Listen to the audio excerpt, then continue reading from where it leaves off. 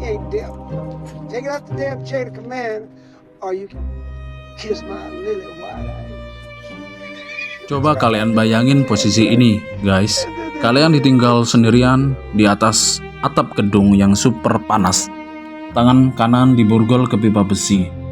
Nggak punya senjata, dan di depan mata kalian ada puluhan zombie kelaparan yang lagi menobrak pintu. Pilihan kalian cuma dua. Pasrah mati dikunyah zombie, atau kalian ambil gergaji besi karatan di dekat kalian, lalu kalian potong tangan kalian sendiri demi bisa kabur. Ngeri banget kan? Nah, selamat datang kembali di bedah alur cerita serial zombie paling legendaris di The Walking Dead Season 1 episode 3 kali ini. Di bawah terik matahari yang membakar, Marley Dixon sudah mulai kehilangan akal sehatnya akibat kepanikan dan dehidrasi. Dia berteriak histeris, mengutuk T-Dog yang menjatuhkan kunci, mengutuk Rick dan menantang para zombie. Tensi naik ke puncaknya saat gerombolan Walker berhasil menjebol lantai bawah dan mulai menumpuk di pintu darurat menuju atap. Rantai besi yang dipasang T-Dog mulai merenggang karena didorong puluhan zombie. Jari-jari mayat hidup yang membusuk mulai menyembul dari celah pintu, mencoba meraih tubuh Marley. Sadar ajalnya sudah sangat dekat, Marley menangis ketakutan dan sempat memohon ampunan kepada Tuhan.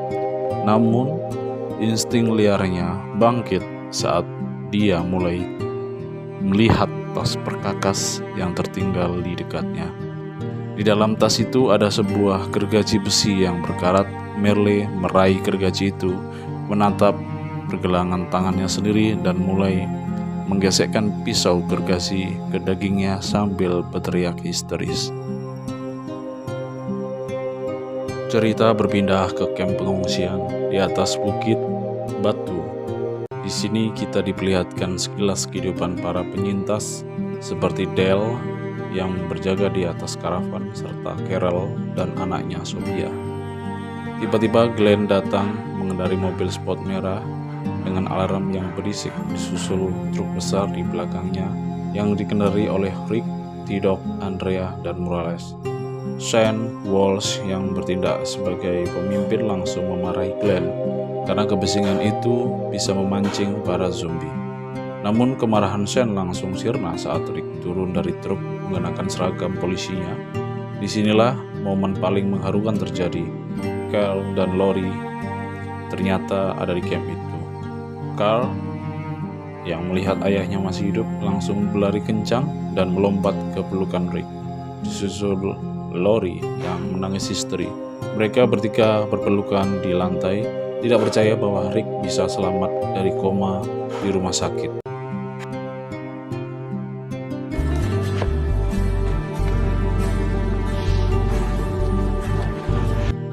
Di tengah kebahagiaan keluarga Rick Grimes, berbeda dengan Shane Walsh, reuni ini menjadi tamparan keras dan mimpi buruk bagi Shane. Selama Rick koma, Shane lah yang menyelamatkan Lori dan Cole. Bahkan karena yakin Rick sudah mati di rumah sakit, Shane dan Lori akhirnya menjalin hubungan asmara rahasia di camp tersebut. Melihat sahabatnya ternyata masih hidup dan langsung mengambil kembali posisinya sebagai suami dan ayah, Shane hanya bisa terpaku diam dengan tatapan kosong, memendam rasa bersalah sekaligus cemburu yang sangat luar biasa dalam diri Shane. Malam harinya, Rick menceritakan kepada seluruh anggota camp betapa beruntungnya dia bisa diselamatkan oleh Glenn saat terjebak di dalam tank di Atlanta. Rick merasa sangat bersyukur, ternyata di dunia ini masih menyisakan orang-orang baik. Mendengar hal itu, Lori Grimes menjauh dari keramaian api unggun dan pergi ke area yang gelap untuk mengonfrontasi Shane. Lori merasa sangat marah dan tertipu. Dia menuduh Shane sebagai seorang pembohong yang sengaja berbohong tentang kematian Rick agar bisa memilikinya. Dengan dingin dan tegas, Lori melarang Shane untuk mendekati dirinya, Carl maupun suaminya lagi. Penolakan keras dari Lori ini menjadi pemicu utama rusaknya mental dan psikologi Shane. Cerita berlanjut ke keesokan paginya. Suasana damai perkemahan langsung berubah menjadi kepanikan massal saat Carl, Sophia, dan anak-anak lainnya berteriak histeris di dekat hutan. Lori dan Rick langsung berlari ke sumber suara sambil menghunuskan senjata. Ternyata ada sesosok Walker, atau kita sebut saja zombie, pria berbaju kotak-kotak yang berhasil menyusup ke dalam area camp tanpa ketahuan. Zombie itu sedang berlutut di tanah dengan lahapnya, mengoyak dan memakan daging mentah dari seekor rusa yang sudah mati. Melihat makhluk mengerikan itu ada di dekat anak-anak mereka, Shane Walsh langsung bertindak agresif.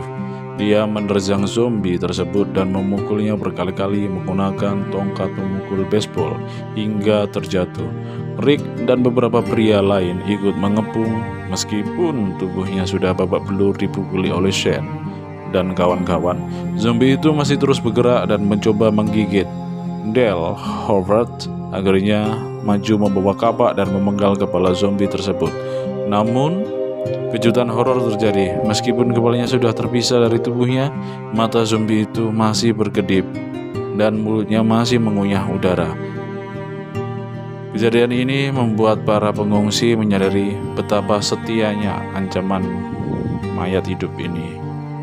Tepat saat mereka sedang memperhatikan kepala zombie yang masih hidup itu, terdengar suara langkah kaki dari arah utara. Semua orang langsung waspada dan menotongkan senjata. Ternyata yang keluar adalah Daryl Dixon, adik dari Merle Dixon, yang baru saja selesai berburu. Daryl langsung kesal saat melihat rusa buruannya yang sudah susah payah dia panah justru hancur dimakan oleh zombie. Dengan santai tapi penuh emosi, Daryl menembak kepala zombie yang terpenggal tadi dengan crossbow-nya yang benar-benar menghentikannya. Lalu memaki-maki mayat tersebut karena telah merusak makan malamnya. Daryl yang belum tahu apa-apa berjalan santai memasuki area perkemahan sambil melemparkan tupai hasil buruannya ke tanah. Dengan gaya bicara yang ketus dan liar, dia berteriak memanggil-manggil Merle untuk membantunya menguliti tupai tersebut. Suasana camp mendadak senyap. Semua orang diam dan tidak berani menatap mata Daryl. Shane, Rick, dan Tidok saling pandang dengan raut wajah bersalah. Dengan ketegangan tinggi saat Daryl mulai menyadari ada yang tidak beres dan menuntut penjelasan dari Shane tentang di mana keberadaan kakaknya sekarang. Shane akhirnya membuka suara dan memberitahu Daryl bahwa Merle tidak berhasil ikut pulang bersama mereka. Begitu mendengar kabar kalau kakaknya ditinggalkan di atas atap gedung dalam kondisi terpukul, Daryl langsung meledak dalam amarah yang luar biasa. Dia melemparkan barang-barangnya dan langsung menerjang ke arah kelompok. Daryl mengamuk, berteriak frustasi dan mencoba menyerang Tidok menggunakan pisau buruannya karena Tidok adalah orang terakhir yang memegang kunci borgol tersebut. Suasana camp langsung menjadi kacau balau. Beberapa penyintas pria mencoba melerai namun Daryl terlalu liar dan agresif. Saat Daryl mencoba menyerang Rick dengan kalap, Rick menggunakan keahlian bela diri polisinya. Rick dengan cepat menepis serangan pisau dari Daryl, memutar tubuhnya lalu membanting pemburu liar itu ke atas rumput. Rick langsung mengunci leher Daryl dari belakang hingga Daryl tidak bisa bergerak dan mulai kesulitan bernapas. Shane juga ikut membantu memegangi kaki Daryl agar tidak menendang. Rick berteriak tepat di telinga Daryl untuk menyuruhnya tenang, sambil menegaskan bahwa tidak ada yang menginginkan hal ini terjadi. Mereka terpaksa meninggalkan Merle karena situasi di Atlanta saat itu sudah tidak terkendali lagi. Setelah Daryl mulai bisa diajak bicara, Rick melepaskan kuncian lehernya. Daryl bangkit sambil terbatuk-batuk, tapi tatapannya masih penuh dendam. Di sini T-Dog mencoba menjelaskan apa yang sebenarnya terjadi di atas atap toko serba ada itu. T-Dog dengan jujur mengakui bahwa dia tidak sengaja menjatuhkan kunci borgol Merle ke dalam lubang saluran air karena tersandung saat dikejar zombie.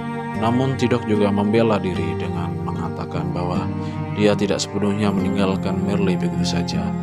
Sebelum kabur, T-Dog sempat merantai pintu akses menuju atap dari dalam agar gerombolan zombie tidak bisa langsung mendobrak masuk dan memakan Merle hidup-hidup.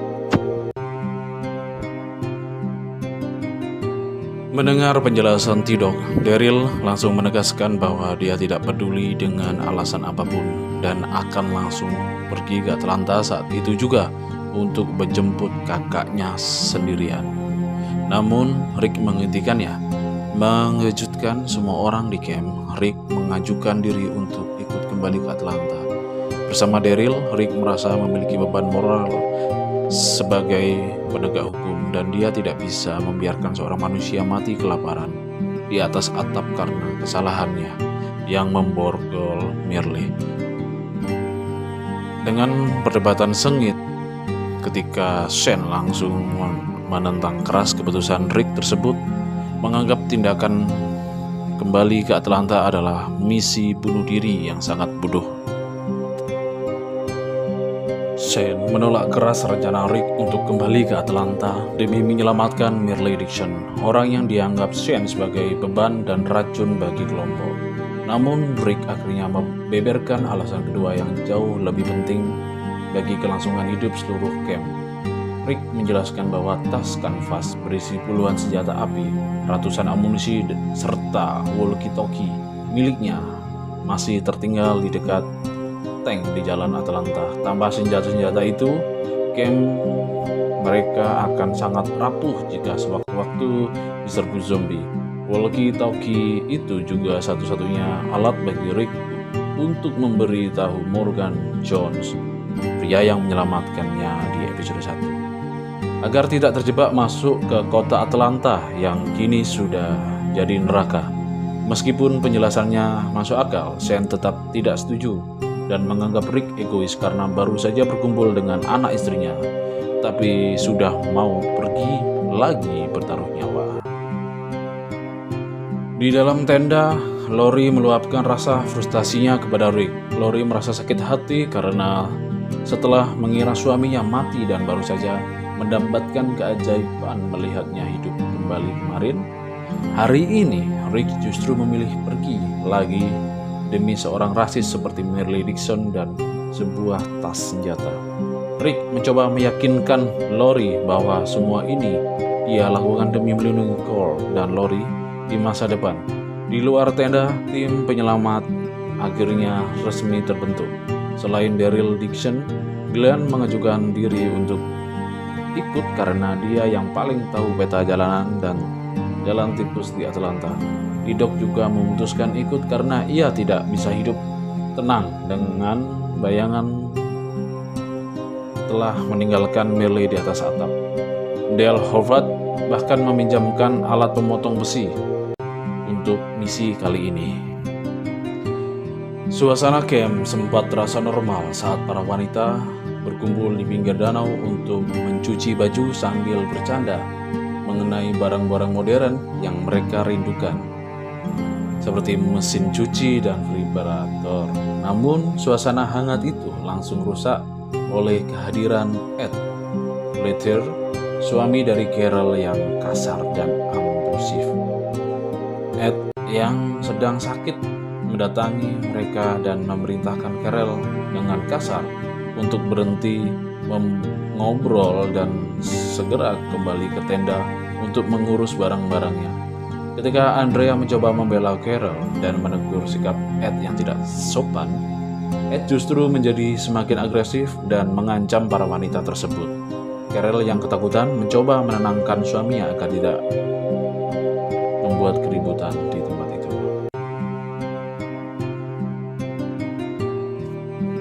Puncak ketegangan di camp terjadi saat Ed yang sedang emosi kehilangan kendali dan menampar wajah Carol dengan sangat keras.